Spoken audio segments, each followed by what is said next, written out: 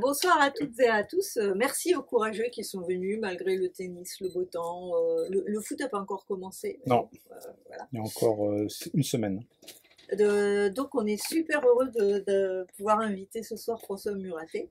Après 15 ans de silence de publication et nous, François nous manquait. Donc voilà, c'est la fête. Merci à vous de m'inviter. Je suis très content d'être là également. Librairie Caribe, très sympa. Alors, on va parler des livres, des premiers livres un petit peu, et puis on va parler essentiellement du petit nouveau qui s'appelle Tu dormiras quand tu seras mort. Mais voilà, commençons par le commencement. Voilà. Donc aux éditions Joël Losfeld. Pour mettre dans l'ambiance quand même, une petite lecture, un petit extrait. Donc c'est un extrait d'un des premiers romans, le troisième en fait c'était ça, La Révolte des rats, qui fut publié au Serpent à plumes du temps du vrai Serpent à plumes d'avant. Aux commandes de l'appareil, il fila vers le 12e arrondissement. L'air frais, la vue dégagée lui ferait du bien. Le sentiment d'oppression s'estompait. Son appartement de la rue de Charenton lui plaisait toujours. Tant qu'il ne serait pas question d'habiter avec Vishnia, il n'en changerait pas. Lélie survola plusieurs grues, fréquentes à présent dans l'est de Paris. L'abolition des zones l'avait rendu attractif. Les démolitions et les reconstructions lui donnaient d'en haut un air de fourmilière bousculée. Il ne l'avait pas avoué, mais la discussion avec Alan l'avait un peu convaincu.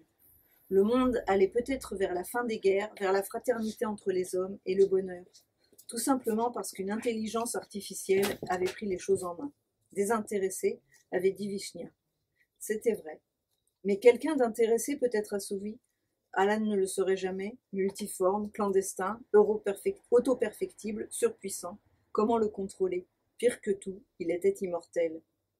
Et moi, je suis un danger pour lui, quoi qu'il en dise. Il a abattu quelques cartes de son jeu pour me rallier à sa cause, et il ne sait pas ce que je vais en faire. Moi non plus d'ailleurs. Dévoiler sa puissance peut déclencher des passions, ralentir sa reconstruction, lui faire perdre du temps, et même tout faire rater. Quoi de plus facile pour un État que de confisquer les avoirs d'une machine qui veut gouverner le monde? Qui protesterait, sans parler de la débrancher? Oui, Alan a tout à craindre de ce que je sais. Voilà pourquoi il a coupé le contact si brusquement. Je suis un obstacle, alors que son objectif est le bonheur de tous, et plus vite que ça.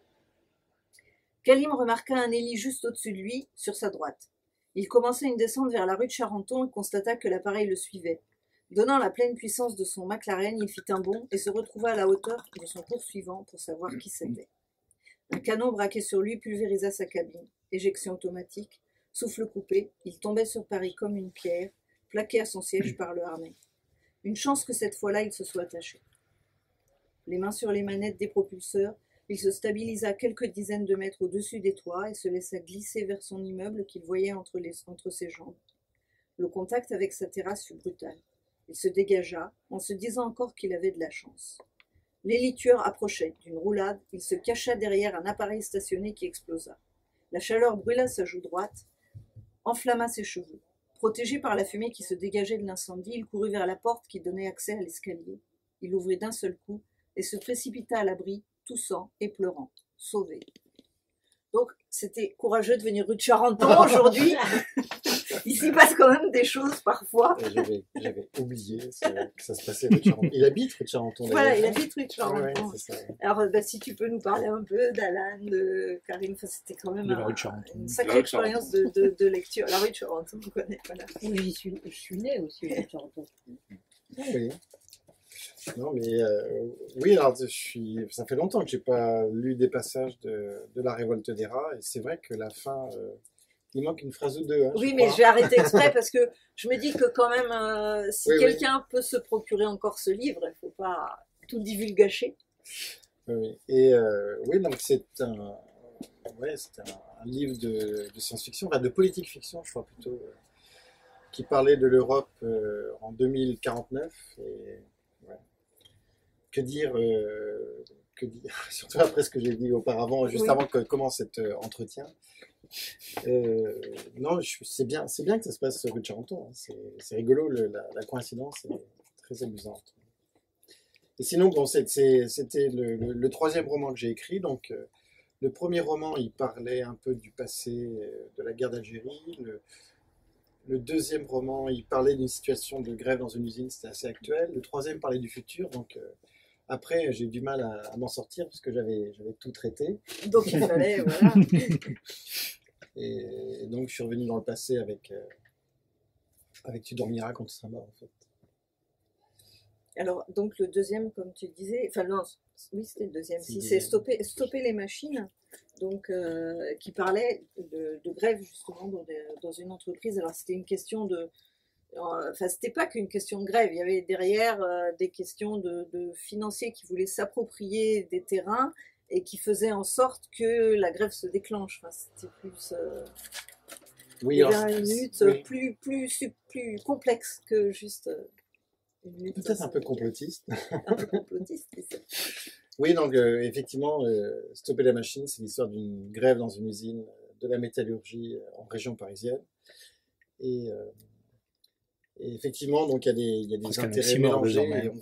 Pardon? C'est presque un oxymore désormais, quand même. Oui, La Ouais. métallurgie en région parisienne. oui.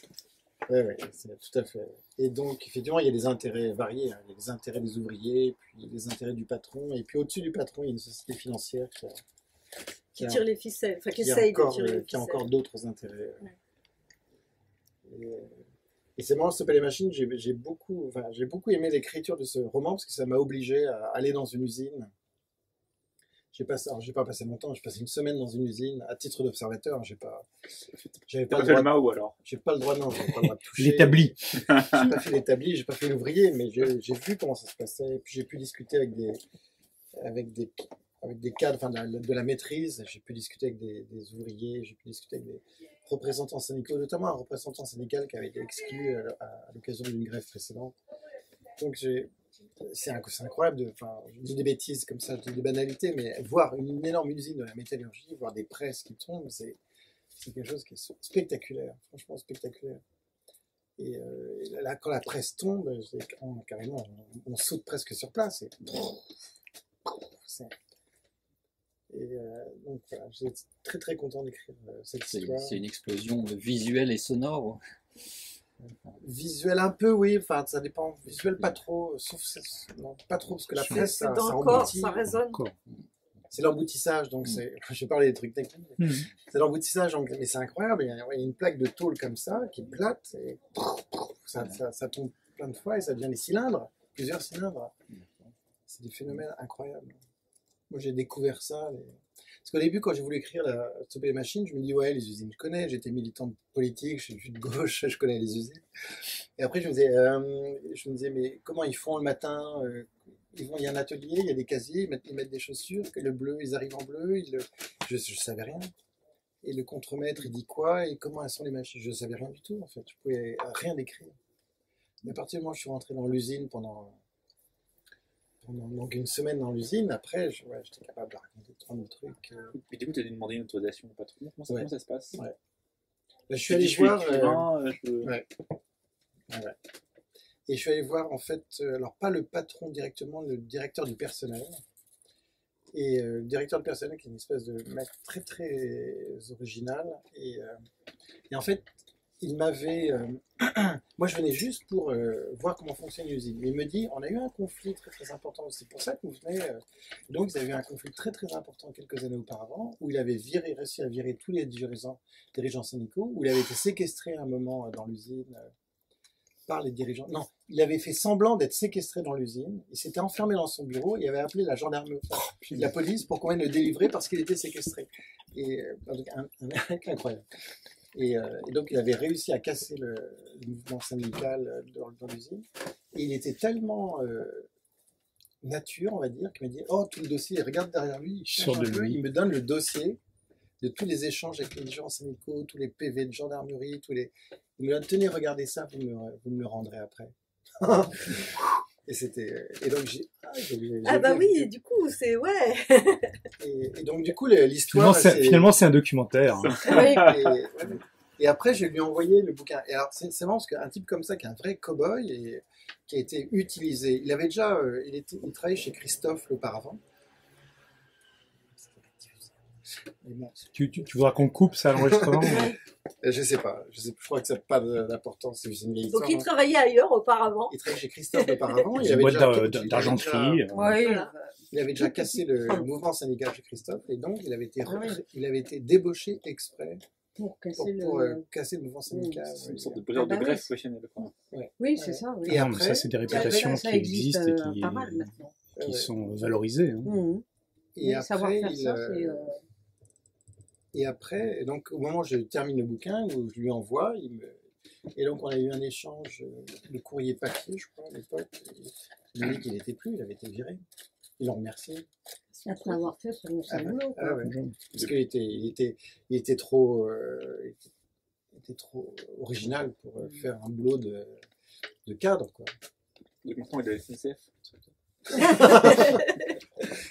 Ah, il est à la retraite. On l'a hein. reconnu.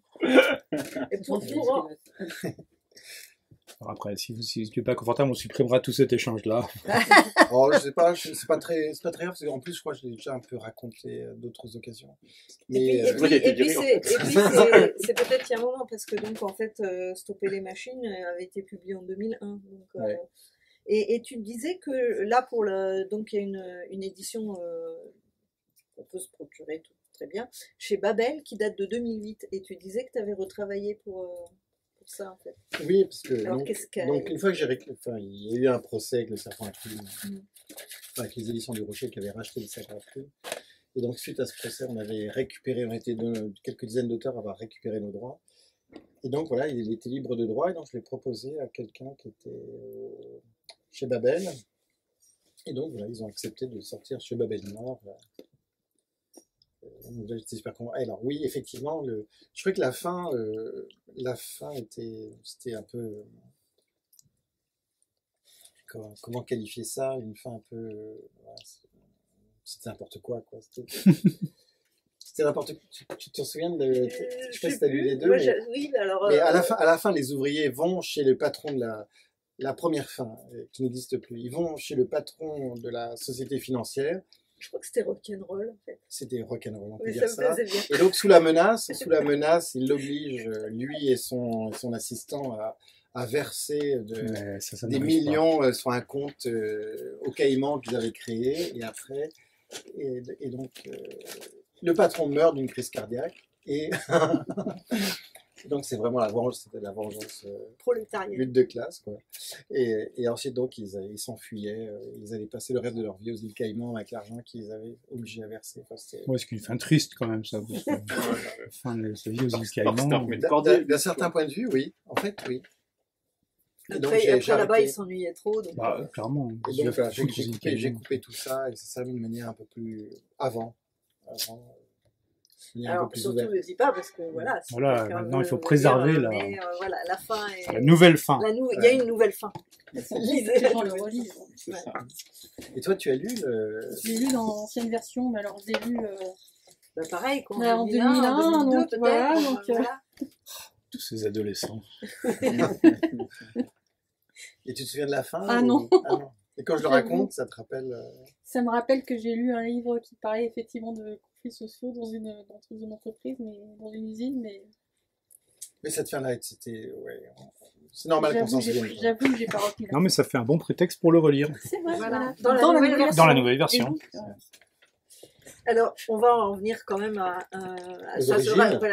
aux origines qui sont Pas en loin. lien avec, Oui, oui, parce tout que, à fait. voilà. Donc, le premier roman publié, c'était Le Pied Rouge, donc il était sorti en 99. Et voilà, c'est le début de l'histoire, c'est un couple d'amoureux qui sont à Paimpol, en fait. Enfin, il y a un prologue, mais si on attaque hors du prologue, ils sont à Paimpol dans un hôtel. Alors ils se cachent un peu parce que la femme est mariée par ailleurs, donc voilà, faut pas trop que ça se sache qu'ils sont ensemble. Et il y a un crime dans la chambre qu'ils auraient dû occuper et qui était occupé par quelqu'un d'autre qu'ils avaient croisé et qui leur avait demandé de changer de chambre parce qu'il avait reconnu le gars. Voilà, ça démarre comme ça. Oui. Alors, Donc, effectivement, donc c'est un couple d'amoureux. Et donc, il retrouve, lui, le garçon, il retrouve un dirigeant maoïste de l'époque où il était maoïste. À Paimpol. Jeune Il le militant. retrouve à Paimpol et voilà, il avait fait partie de ses gardes du corps, donc il est très très ému de le retrouver tout d'un coup comme ça, des années après, des dizaines d'années après. Même. Et voilà. Et donc le lendemain, on s'aperçoit qu'il est mort et donc la police évidemment arrive, l'interroge, le soupçonne. Et puis et voilà. Et donc commence une enquête. La police ne trouve pas le coupable et c'est lui qui essaie de savoir qui a pu Qui a pu tuer tuer son ancien compagnon d'armes. Donc il y a toute une enquête Et donc je pense qui que n'est pas c'est pas... sans nous rapprocher de la guerre Voilà, d'Algérie. c'est pas trop en dire que de dire que l'enquête, une grosse partie est liée à la guerre d'Algérie, à ce qui s'est passé jadis concernant donc celui qui a été tué. Hmm. Oui, il y a des liens avec la guerre d'Algérie. Et notamment le beau-père du héros, du personnage principal, disons, s'appelle Guélab, comme dans Tu dormiras quand tu seras mort. Et d'ailleurs, dans le roman, Guélab, le beau-père, le père de sa chérie, Voilà. c'est pas exactement son beau-père, et donc dit moi un jour je raconterai mes souvenirs, etc. Mais évidemment il les écrit jamais, il n'écrit jamais ses souvenirs. Et donc j'avais gardé un peu l'idée à un moment de raconter les mémoires de Guélab, et voilà. Bon, c'est pas vraiment les mémoires de Guélab, mais en fait, quand tu as écrit Le Puits Rouge, tu avais déjà. Non, ça s'est passé non. dans quel sens en fait? Non, parce que quand j'ai écrit Le Puits Rouge, donc Oui. mon beau-père, mon vrai beau-père dans la vie le lit. C'est vrai que les choses sont assez mélangées. Pas si mélangées que ça en fait. Donc mon vrai beau-père dans la vie le lit et me dit c'est super, mais vous savez la guerre d'Algérie, moi je pourrais vous raconter des choses. Et il n'avait jamais parlé à personne de ça. Et il n'en parlait jamais. Et donc, moi je l'ai pris au mot et donc on a eu plusieurs entretiens où j'ai pris des notes de ce qu'il me racontait. Il me racontait comment ça se passait un peu. Où il mettait en valeur le fait qu'il était un simple sergent-chef et qu'il était donc chef de section. Normalement, une section, c'est commandé par un officier. Et c'est grâce à ses qualités militaires, évidemment, qu'il avait pu arriver à ce... Mais dans quel type d'unité? Alors, le type d'unité, c'est un commando de chasse. Et c'est ce qui a été mis en place à partir de 1959 pour lutter contre le FLN. L'armée française recrute en masse des harkis et constitue tous les régiments doivent avoir une compagnie qui sert de commando de chasse. Et donc cette compagnie qui sert de commando de chasse, elle est chargée d'aller sur le terrain ou alentour de l'endroit où est stationné le régiment pour dormir dans la montagne, pour occuper le terrain, pour voir s'il y a des commandos FLN qui rentrent, qui circulent, qui amènent des armes, qui évacuent des blessés, etc. Pour rendre la montagne non sécurisée pour le FLN. Et donc lui, c'était son boulot.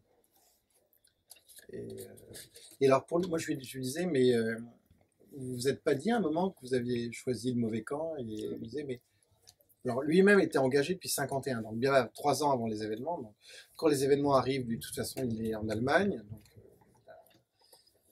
et pour lui, le FLN, c'est une bande de voyous. Des voyous. Hein. D'ailleurs, j'ai appris assez récemment que le terme félaga veut dire voyou, veut dire bandit. Contrairement à félaïne, qui a un côté un peu plus noble. Ouais, c'est très péjoratif, félaga. Le félaga, c'est très péjoratif. Et je savais que c'était employé de manière très péjorative, mais je ne savais pas que le sens réel. Et voilà, pour lui, c'était impossible qu'il réussisse. Totalement impossible. Il n'avait aucune chance. L'armée française, la France était tellement forte, l'armée française tellement puissante. Et de toute façon, lui, il avait choisi de devenir français à 100%. Donc, il n'avait aucun... en tout cas, dans ce qu'il m'a raconté, il n'avait aucun état d'âme. Pour lui, il était du bon côté. Il avait choisi la voie de l'intégration, de l'assimilation. Il était plus musulman de toute façon, et donc il voulait devenir français. Intégration qui n'avait toujours pas été proposée en 1954. Pardon ? Intégration qui n'avait toujours pas été proposée en 1954. Alors, Ah, ce je qui dis se ça. passait, c'est que les plus assimilés pouvaient. Enfin, normalement, ils étaient tous français. Hein. En théorie, ils étaient tous français. Mais il y avait quand même les collèges électoraux. Voilà, les collèges électoraux étaient différents selon qu'on était Pardon, maghrébin. on va refaire l'histoire de l'Algérie complètement, mais quand même. Non, mais ça peut être intéressant. C'est vrai que les Européens d'Algérie votaient pour un collège et élisaient la moitié des députés. Hein, je Ouais, crois que c'est à peu près c'est ça. le chiffre d'ordre, le chiffre de grandeur. Population 1 sur 10, et élisant la moitié plus 1 des députés. Ouais. Tandis Et que puis les 9 dixièmes de la population élisant 49% des députés. Quoi. Mais du coup, c'est le même personnage dans les deux Ah bon. romans. Puis ça, Et ça fait que tu dormiras quand tu seras mort et comme une extension. Oui, une extension qui précède C'est ça, finalement. on peut dire un terme. Un préquel, c'est ça, tout à fait. Ouais, mais enfin oui. Tu veux peut-être lire un extrait peut-être un Allons-y. petit bout. On était à la fin de l'année 1959 et le général président avait décidé de mettre le paquet pour terminer la guerre en Algérie. Ça voulait dire balancer du muscle et du plomb, retourner chaque caillou du Djebel, napalmer les caches et exterminer la vermine hors la loi. Bref, montrer que les temps avaient changé, qu'un dur était aux commandes, qu'on avait fini de zigzaguer entre la causerie déboutonnée et le coup de poing dans la tronche, et moi je voulais être de la fête avant qu'il ne soit trop tard. Comme les seconds rôles ne m'intéressaient pas, j'avais fait l'école des élèves officiers de réserve et je rêvais d'actions héroïques, décisives. C'était il y a 1 an, et j'étais un gamin. J'imaginais monter à l'assaut de positions rebelles avec mes gars, analyser des cartes en disant « le doigt pointé sur un talweg, les fails sont là ». Accepter les missions les plus dangereuses qu'un colonel à la mâchoire carrée et aux yeux bleus m'aurait donné en sachant que moi seul, avec mes gars bien sûr, pourrais les mener à bien. Contrairement à beaucoup de jeunes de ma génération, je pensais que la France devait montrer de quoi elle était capable en Algérie. C'était une question d'honneur, de fidélité, de grandeur, d'héritage. Se bousculaient dans mon esprit les images de Vercingétorix, du Guesclin, d'Artagnan, celles aussi des grognards de Napoléon et des résistants de la Seconde Guerre mondiale, surtout les hommes de Londres, comme mon père l'avait été, les fidèles du général, la jeune garde des soldats dévoués à une cause immense, celle de la patrie, alors même qu'elle était rabaissée par le maréchal Collabo. Combattre comme eux, risquer ma vie, la perdre au combat comme mon père avait perdu la sienne, ça me donnait la chair de poule, rien que d'y penser. Je me disais que ce n'était pas possible que des bougnoules puissent résister à notre armée. Il n'y avait qu'à voir la branlée qu'ils avaient prise en Égypte pendant la guerre de Suez. Avec De Gaulle, ça allait être vite torché. Donc ça c'est le petit André. Voilà, magnifique. ça, c'est le narrateur. Magnifique. Le narrateur, quand il est encore tout frais, et fraîcheur qu'il va perdre assez vite. En même temps qu'il va avoir quand même son esprit qui va s'élargir un peu. Voilà, ce sera oui, au bénéfice d'un un peu de plomb dans la tête, D'une certaine lucidité Voilà. par rapport à la situation. moins frais mais plus lucide certainement. Plus- Alors le jour, je disais à une collègue qui l'avait lu, elle me disait « Oh, il est super bien ». J'ai dit « J'adore le narrateur ». Je lui disais « Il est un peu con, hein ». Non, non, non, non. il est Moi pas j'avoue con. que là, ouais, la partie, quand j'ai commencé, je me dis, oh là, on va l'avoir comme ça là tout le temps, lui. J'avais un peu peur quand même. Ah, il est un peu épais au début, mais après, il y a... Oui, Oui. Et oui, oui. Elle me disait « Non, il est pas con, il est naïf ». Mais il est pas con. Elle l'aimait beaucoup. Et c'est vrai qu'il il se bonifie. Et donc, je pense qu'on peut quand même dire que d'un premier poste où il est envoyé en Allemagne, où il fait le traducteur, il est dans des bureaux, donc ça correspond pas à son idéal guerrier, évidemment. Ouais, il est déçu, mais bon, voilà. il est résigné. Il est ensuite, enfin, envoyé en Algérie. Alors, je ne sais plus si c'est clair et net que c'est à cause d'une petite histoire qu'il a eue ou s'il y a d'autres choses plus compliquées derrière. Il imagine que c'est Oui, il imagine, en oui. représailles, mais Voilà. On n'est pas sûr que ce soit vrai, en fait. Enfin, Voilà, ça, D'accord. voilà, ambiguïté. Il s'imagine. ouais. Voilà. Il s'imagine. Il n'a pas la réponse. Je ne sais pas si moi-même j'ai la réponse. Hmm. Et donc, il est envoyé en Algérie où, très vite, on lui dit que on va le mettre dans un certain compagnie. Dans un commando de chasse. Un commando de chasse, voilà. donc. Ouais.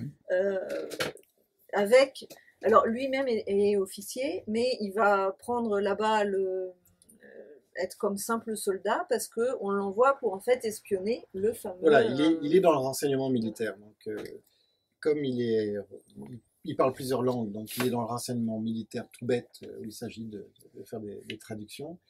Et donc, voilà, comme la France mobilise tous ses soldats qui sont en Allemagne pour qu'ils aillent se battre en Algérie, donc lui, comme d'autres, et peut-être pour les raisons dont on a parlé tout à l'heure, il est envoyé là-bas.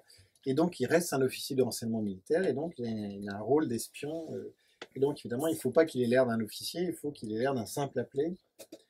Et ce qu'il est, s'il est un simple appelé, même s'il est lieutenant, c'est un simple appelé, et donc on lui fait prendre le rôle d'un radio, de la section, parce que le radio, il est toujours aux côtés du chef, et donc voilà, il ne le quittera jamais, et il pourra savoir si ce chef qui est d'origine maghrébine, si ce chef, s'il est fidèle ou s'il n'est pas fidèle. Et s'il a commis un crime ou pas. S'il a commis un crime ou Une pas, enquête voilà, en dessous, quoi. Enfin, si c'est un traître potentiel. Voilà. Et la hiérarchie, quand elle met sur cette mission, lui dit, c'est évidemment un traître. C'est un arabe, c'est forcément un traître. Et, donc l'affaire est pliée. C'est juste d'en avoir juste une petite confirmation. Et cette partie d'être soupçonné d'être un traître ou pas, ça c'est lié au souvenir de ton beau-père ou ça c'est vraiment une fiction? Enfin, il était soumis aussi au même genre de soupçons Il était arabe, donc forcément il était soupçonné. Oui. C'était à ce point-là. Sa hiérarchie qui le connaissait avait une totale confiance en lui, mais par exemple quand il a voulu faire l'école de guerre, il a été pour devenir lui-même officier parce que ses chefs pensaient qu'il en était capable, et bien il n'a pas réussi à... Alors l'histoire familiale ne dit pas exactement ce qui s'est passé là. Là, je n'ai pas eu beaucoup de renseignements là-dessus, mais en tout cas, il a été mis de côté à cause de ses origines arabes, parce qu'on ne voulait pas qu'il y ait des officiers... Enfin, il y a une sorte de plafond de verre qui s'était mis en place pour les Arabes, pour éviter qu'ils soient à des postes importants, où ils pourraient... Alors, dans l'armée de terre. Dans l'armée de terre. Parce que curieusement, à la même époque, la marine et l'aviation, pour des raisons qui m'échappent complètement, mais pour des raisons historiques, ont été beaucoup plus ouvertes en fait sur cette paix-là. Probablement parce que c'est plus des armées de techniciens, probablement. Mais autant effectivement ce mur, il était réel en 1962, 63, 64, 65 dans l'armée de terre, autant l'aviation et la marine ont officialisé des masses d'officiers d'origine maghrébine, pas des pieds noirs, quoi. Enfin, ce qui reste un truc un peu étonnant et pas du tout documenté dans l'armée française. Mais c'est déjà des secteurs qui sont d'une part un peu plus évolués, un peu voilà, plus techniciens, ce que j'ai ouais. Puis ils sont moins à l'épreuve ils sont moins en contact. Alors la marine, on voit bien. Le rôle de la marine en Algérie, a été quand même assez modeste. Et quant à l'aviation, oui, ils sont moins à l'épreuve. Ils sont pas dans les casernes sur place. Clairement. Ou quasiment pas. Du coup, ils n'ont pas du tout eu cet aspect de repoussé, en fait, qui a été flagrant dans l'armée de terre, en effet. Alors c'est vraiment ce on est allé voir Toufik Hakem à France Culture, qui donc l'émission matinale le réveil culturel à France Culture, et Toufik Hakem me demandait le rapport entre ce roman et l'actualité, et en fait il pensait à juste titre qu'il y en avait un. Moi j'ai pas tout de suite compris de quoi il voulait parler. Mais... Pardon.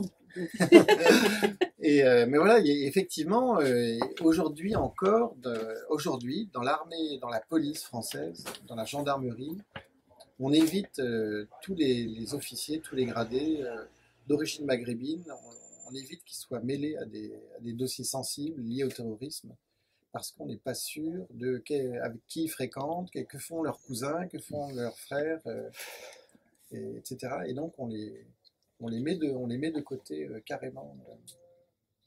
Et c'est dans un roman de Dominique Manotti qui est sorti très récemment.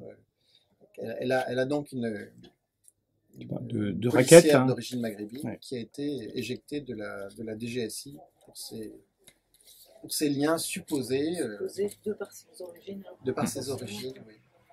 Mais uniquement par ses origines, parce qu'il y avait des Et les- soupçons justement Alors, dans la fiction de Dominique Malotti, Oui. il y a effectivement, elle a genre un cousin qui est mêlé. ouais. Il y a un petit truc, il y a un Oui. petit truc vrai. Enfin, Ce qui n'empêche pas la cousin, fidélité. cousin de chez cousin, quoi. Enfin, éloigné, quoi, hein, quand Ouais. même. Ils sont tous cousins. Hein. Non, mais voilà. Tu vois,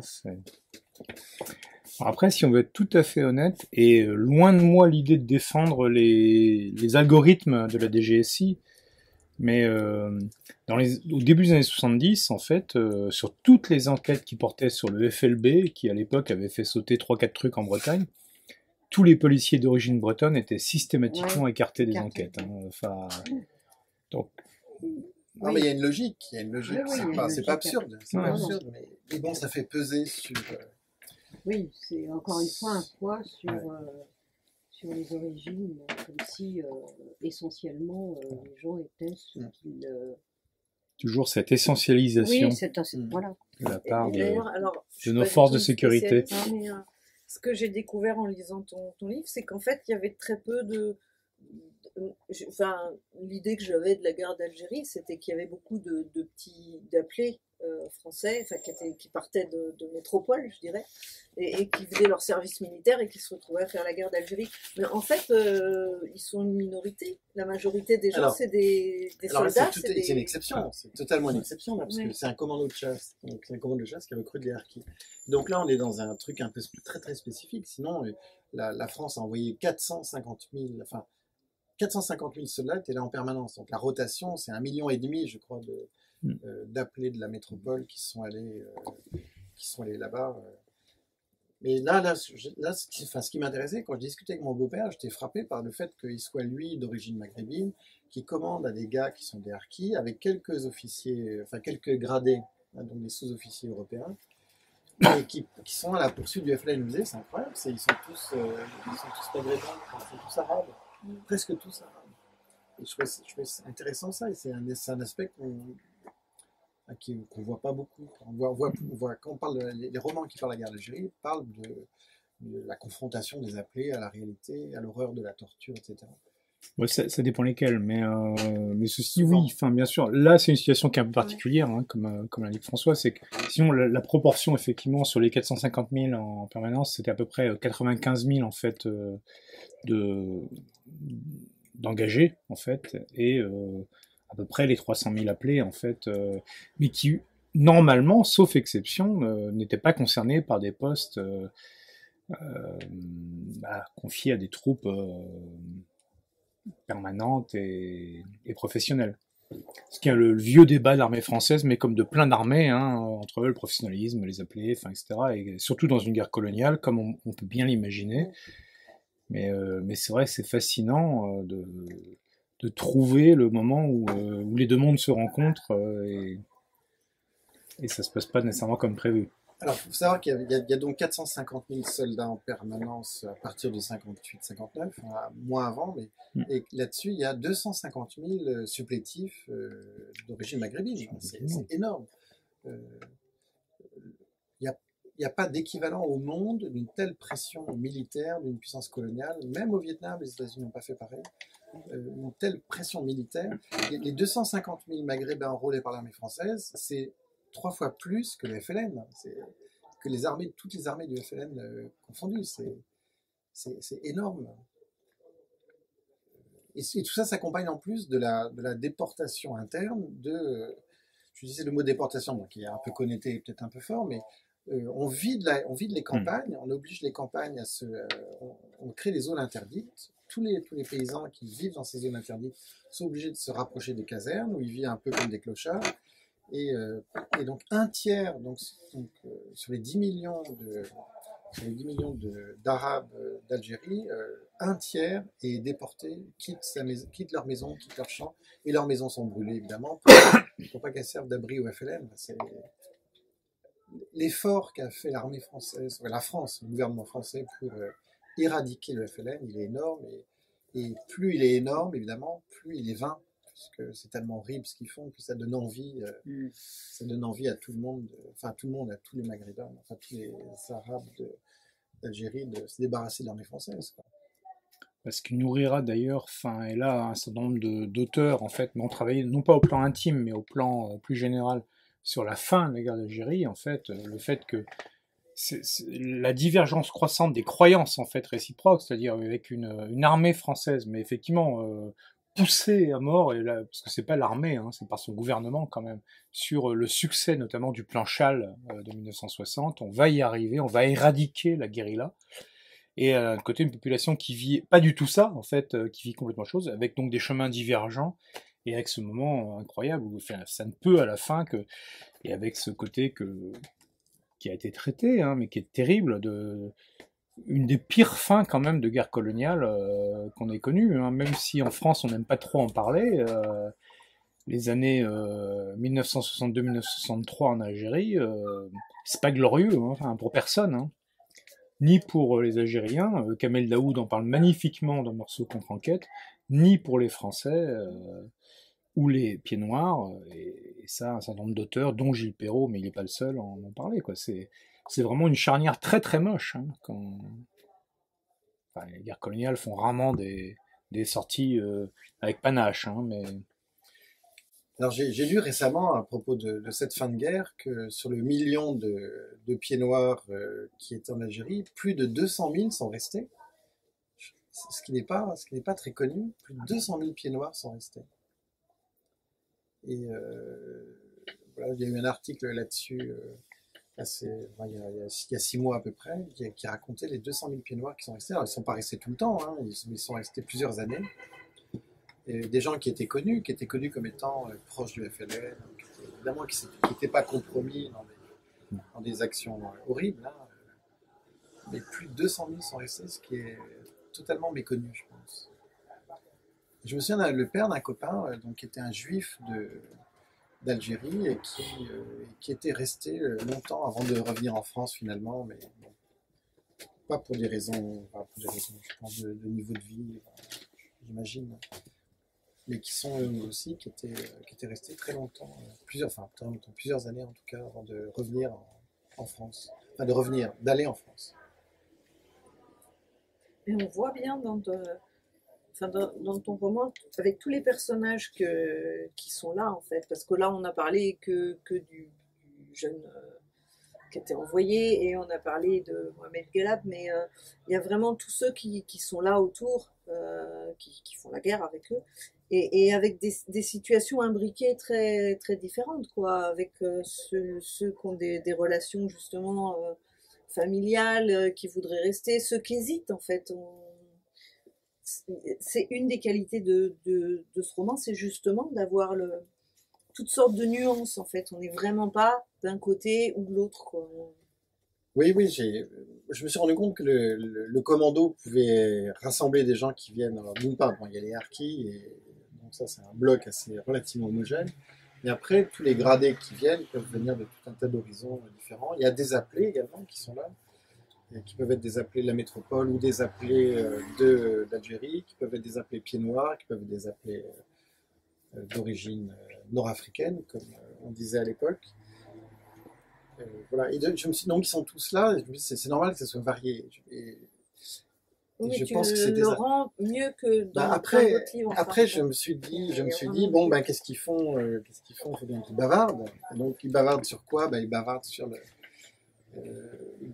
le destin, sur ce qui se passe, sur ce qui va se passer après. Ils discutent politique, forcément. Enfin, ils doivent discuter d'autres choses, mais ça, j'en parle pas trop. Voilà. Et du coup, ça permet de parler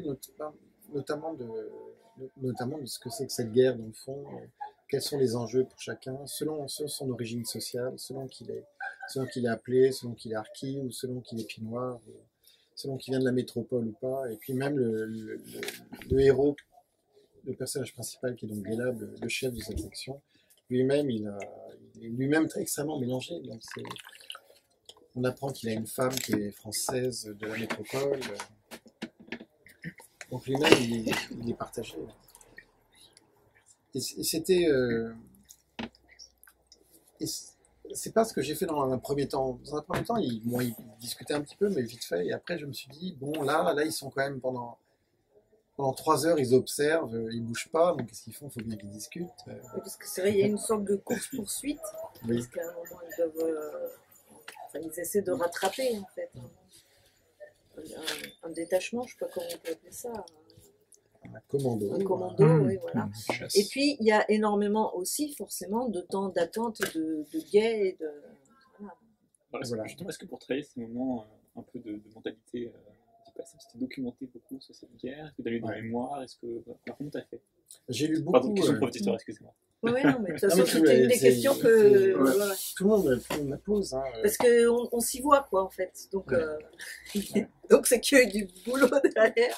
Les gens me regardent avec l'air soupçonneux, mais tu n'as pas fait cette guerre. Tu l'as fait? T'es un peu jeune quand même. Bah, t'es un peu beaucoup jeune, quand même. Mais bon, après la lecture, mais comment et donc, alors effectivement, j'ai beaucoup lu. Hein, j'ai beaucoup lu de mémoire. J'ai lu notamment les numéros d'une revue qui a disparu qui s'appelle Garde Algérie Magazine. Ah, au moins, c'est clair et net, comme. Et c'est une revue qui était super. J'ai gardé tous les numéros. Ceux qui me manquaient, je les ai commandés. Et après, elle a fusionné avec une revue sur la guerre d'Indochine, donc ça s'appelle Guerre d'Algérie et d'Indochine Magazine. Parce que Guerre coloniale magazine, c'était plus compliqué. Ouais. Et, oui, mais et d'ailleurs, c'est un point de vue qui est assez neutre. C'est très nostalgique en fait, ça raconte. Donc, C'est passé, quoi. ça raconte des Mais souvenirs. c'est fait par qui ces revues? C'est par des anciens de la guerre d'Algérie Alors, c'est c'est de l'Indochine. l'équipe de fond, c'est le genre. Il y a quelques plus ou moins historiens du groupe de presse. autoproclamés. Ouais. Oh, c'était le groupe historien, non? Enfin, Oui. Oui, c'est ça. Pourtant, Ouais. hein. Donc il y a quelques historiens, des gens qui ont produit des livres d'histoire. Des grands historiens, je ne crois pas en avoir vu dans les articles. Mais enfin, j'ai vu ça il y a longtemps, il y a une bonne dizaine d'années, hein, donc je ne me souviens pas trop, mais c'est possible que ponctuellement il y ait des historiens. Et donc, tu avais lu ça pour ton premier roman ou pour celui-là? Non, pour celui-là. Pour celui-là. Non, pour le premier roman, j'ai lu l'histoire sur la torture en Algérie de Pierre Vidal-Naquet. et pas les 4 tomes de Yves Courrière. Et j'ai feuilleté plus que lu. C'est bien. Ouais. Non, c'est super bien. Ouais. C'est long, c'est abondant, c'est rien. Et non, j'en ai lu pas mal. Hein, et il y a une grosse production hein, qui a été faite là-dessus. Et surtout récemment, ce qui s'est produit, c'est que Puis Pierre Schoendorfer. Oui. qui a écrit sur la guerre d'Algérie. Non, filmé, enfin, Oui, mais l'honneur d'un capitaine. Hein, Oui.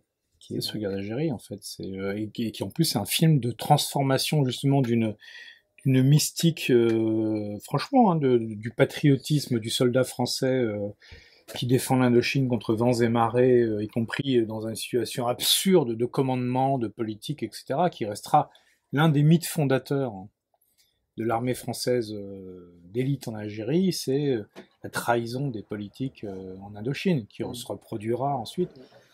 Et Schoendorfer filme ça avec une intelligence incroyable. J'ai vu récemment la 317e section, qui est bien aussi. Un peu nationaliste, mais... oui, mais c'est un nationalisme qui est, j'ose le dire, hein, moi je pense personne ne soupçonnera ici, enfin on sait pas même pas qui je suis d'ailleurs, mais de nationalisme, mais... il s'agit du livret. On va le dire. Hein. Mais, Pierre Schoendorfer, effectivement, c'est quelqu'un qui a un certain respect pour ce que peut vouloir dire l'armée. C'est évidemment pas un antimilitariste, Pierre Schoendorfer, il n'y a aucun doute. Mais dans sa façon de mettre en scène les doutes et les défis en fait éthiques auxquels sont confrontés des militaires, je trouve qu'il est intelligent et que la 310e section est un beau film. Que bon, le Trappe-Tambour, j'en parle même pas parce que c'est un film exceptionnel.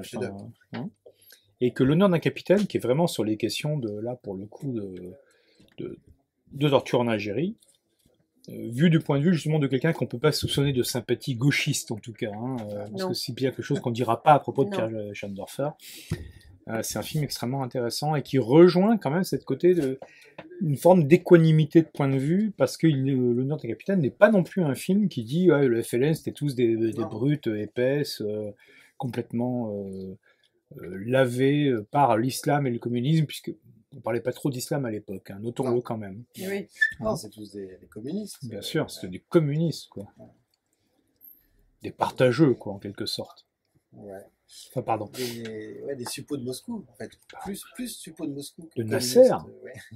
De Nasser, ouais. Oui, et d'ailleurs, parmi les soldats du côté français, il y en a qui sont beaucoup plus anticommunistes qu'ils ne sont pas racistes. Enfin, ça se situe pas, ça se situe vraiment contre le communisme. Alors, Ou bien c'est imbriqué peut-être. Non. C'est pas loin, c'est jamais loin. L'anticommunisme, le racisme. En tout cas, ouais, il y a eu beaucoup de documentation hein, pour revenir sur cette question. Et ce que je disais, oui, ce que j'avais commencé à dire, c'est que sur Internet, il y a des tas de gens qui ont fait la guerre d'Algérie. En tout cas, au moment où j'ai commencé à écrire, vers 2005-2010, où on voyait en profusion, alors depuis, je n'y suis pas revenu, mais on faisait des recherches, guerre d'Algérie, mémoire, souvenirs. Le nombre de photos, enfin, tu vois, avec plein de photos. incroyable. Plein de photos, ouais. J'en ai siphonné pas mal, j'en ai stocké pas mal. Et puis j'ai travaillé aussi avec beaucoup, notamment pour les paysages, avec des livres de photos sur l'Algérie. Et alors, il y a un truc qui est assez marrant que j'ai encore jamais dit nulle part, c'est que, notamment, je sais qu'à un moment, j'ai décrivé la poursuite dans le Djebel et j'avais fait une sortie scolaire à Fontainebleau. Et alors, il y a un moment, je sais pas s'il faut le repérer dans le livre. Oui. Et ça se passe à Fontainebleau, c'est clair, mais personne ne le voit, sauf moi, sauf vous maintenant. Mais ils sont dans un éboulis de roches. Et tout à coup. Et donc j'avais en tête, ouais, Fontainebleau. À un autre moment, j'ai pas mal écrit. Un gros morceau a été écrit. J'étais dans les Vosges. Et donc il y avait de temps en temps des balades dans la montagne dans les Vosges. Et donc j'étais là en train de dire, bon, faut que je décrive la montagne. Et donc j'avais évidemment ces paysages avec la fenêtre de la maison. C'était à Gérardmer, donc on voyait les paysages. Et je me disais, bon, alors ça va ressembler à ça. Et puis bon, faut que ça ait l'air un peu sec quand même. Mais en fait, dans il y a de la montagne, il y a la vraie montagne, de la végétation de montagne avec des pins et des sapins. En Algérie aussi, hein, on ne peut pas croire que c'est que du. Je ne veux pas qu'il y a des stations de ski, hein, mais entre Blida et Créa, il y a des stations de ski. Ouais, hein, ouais. Donc voilà, dans ma documentation, il y a les paysages des Vosges et puis la forêt de Fontainebleau.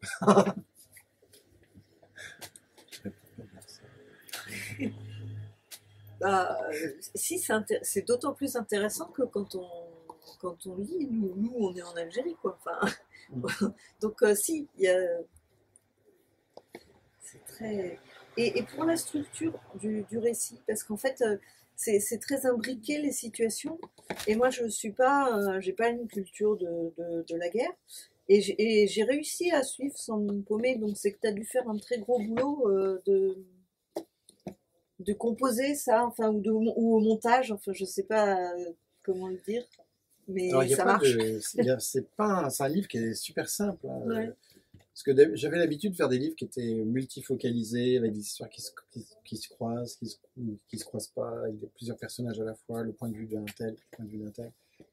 Et donc là, je me suis dit, et comme voilà, j'ai été enseveli dans un projet auparavant dont je suis pas encore sorti, d'un livre extrêmement foisonnant. Ah, Et ça, donc, je me c'était suis dit, une autre question. je me C'était, suis- c'est pas possible que t'aies pas écrit pendant 15 ans, t'as pas publié, donc oui, donc du coup, j'ai pu accumuler un peu de. Ce qui quelques sont deux pages. choses différentes. voilà. Et donc je me dis, il faut que j'écrive une histoire simple, avec enjeu, voilà, un narrateur qui raconte une expérience, et voilà, je fais pas plusieurs personnages, je fais pas plusieurs points de vue, je fais un truc tout simple. Et donc c'est ça qui, ouais, c'est comme ça que je l'ai écrit. Donc pour moi, c'est une structure très très simple. Alors effectivement, il y a Oui, des mais personnages quand qui même, discutent. et puis ils attendent, et les autres, est-ce qu'ils vont venir, et tout le monde est parti écouter De Gaulle, ils ont les secours, pas les secours, enfin, il y a il y a plein de niveaux, mais, enfin, Oui. non. Bon, d'accord. Oui, mais bon, c'est pour. C'est-à-dire que l'histoire que De Gaulle arrive à ce Ouais. moment-là, au début, l'histoire elle se passe en 59. Et après, je me suis dit, oh, ça serait bien que De Gaulle soit là, ça serait intéressant. Ils parleraient de l'avenue de De Gaulle. Alors, je dis, quand est-ce que De Gaulle vient? Alors, je regarde l'histoire un peu de la 5e République. Je vois, ah, tiens, De Gaulle fait la tournée des popotes en février 1960. Alors, hop, j'ai tout décalé. De 59, c'est passé en 60. Et je le mets, donc les dates. Pourquoi ça se passe en février? Parce qu'en février, De Gaulle fait la tournée du pop-up. Ce qui m'a un peu embêté, parce qu'à un moment, il raconte une chanson de Johnny Hallyday. Ouais. Et la chanson de Johnny Hallyday, j'ai dû mentir, je crois, parce que parce qu'elle n'était Elle pas est sortie à ce postérieure, moment. ouais. Elle est quelques mois postérieure. Donc j'ai menti. De toute façon, les auteurs, c'est des menteurs. Bah, bien sûr. Et t'as pas encore reçu de courrier incendiaire en disant. ma fan de eh, Johnny. J'attends. J'espère. Oui, ça c'est après le procès, c'est ça, c'est Oui, l'héritage. un scandale. Oui, en fait, voilà, ils sont Scandale. tout occupés On par dira le. bien un Pour l'instant. blogueur pour dire que François Murateur raconte n'importe quoi et qu'il se trompe sur les dates des chansons de Johnny Hallyday, ça c'est Mais sûr. c'est vrai qu'il y a aussi une belle importance de la musique, l'air de rien, au milieu des tirs. Oui, le narrateur est guitariste. Ouais. C'était pour qu'il ait au moins un côté sympa au départ. Voilà, dans la construction du personnage du narrateur, c'est ce qui a été le plus compliqué pour moi. Parce que il fallait qu'il soit. En même temps, il faut qu'il soit passe-partout, il faut qu'il soit un peu naïf, il faut qu'on découvre tout par ses yeux. Donc, Il faut pas qu'on le Il faut déteste tout- trop quand même. il Quoi. faut pas qu'on le déteste. En même temps. Donc au début, dans les premières versions, il n'était pas comme ça. Et après, c'est très récemment qu'il est devenu nationaliste. Parce que du coup, ça permet de trancher plus. C'est plus intéressant. Et, Cela dit, il a un point commun avec le héros du Pied Rouge, c'est d'avoir une mère qui a menti sur qui a créé un secret de famille en fait. le père. Oui. Mais, Ah oui, la mère ment. Dans- mais dans c'est- les- dans les deux c'est cas, la- en c'est la fait. faute- oui, c'est la faute C'est du pour père. couvrir quelque chose. Pardon? C'est pour couvrir quelque chose. Enfin, Ouais. Non, le rôle du père, c'est comme dans le Pied Rouge. Hein, le père meurt au début dans le Pied Rouge. Là, il est mort et puis il meurt une deuxième fois. oui, mais comme dans le Pied Rouge, c'est la mère qui a créé une version aussi Ouais. de qui Ouais. était le père dans les deux cas. en Ouais. fait. Et en même temps, dans le Pied Rouge, le maoïste dont il était le garde du corps est une sorte de père pour lui. Et là, Gellab, qui a beau avoir disons une dizaine d'années pour faire vite, de plus que lui, il est aussi Mais comme il un père. prend Hein. aussi Ouais. un rôle, endosse aussi un rôle paternel. Ouais. Ben, de toute façon, le mieux c'est de lire hein, pour pouvoir se faire chacun sa propre histoire de leur histoire. Et, ben, écoute, merci. Merci à vous, merci à la librairie Caribe, merci. d'être venu, Merci beaucoup. et de régaler avec ça. Voilà.